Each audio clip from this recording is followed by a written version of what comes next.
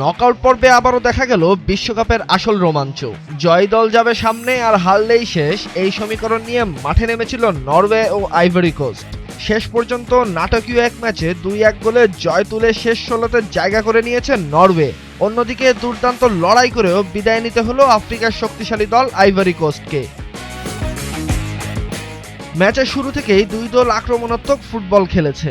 Norway তাদের গতি ও আক্রমণ ভাগ দিয়ে চাপ তৈরি করে। প্রথমার্ধে আন্তোনিও নুসার গোলে এগিয়ে যায় নরওয়ে, কিন্তু পিছিয়ে পড়েও হাল ছাড়েনি আইভরি কোস্ট। দ্বিতীয়ার্ধে তারা আরও আক্রমণ বাড়ায় এবং আমাদ দিয়ালোর গোলে ম্যাচে সমতা ফেরায়।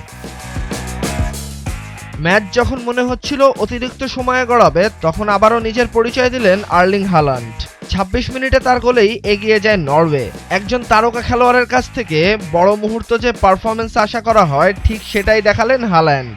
তার গোলেই নরওয়ের বিশ্বকাপ স্বপ্ন বেঁচে রইল।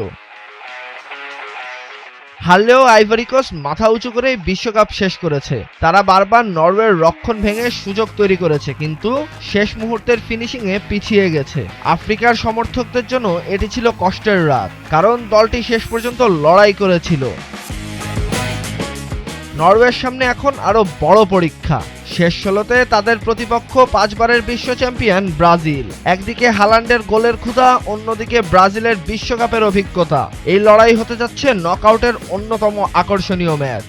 নরওয়ে কি পারবে ব্রাজিলকে থামাতে, নাকি শেষ হাসি আসবে সেলসাওরা? উত্তর দেবে বিশ্বকাপের মাঠ।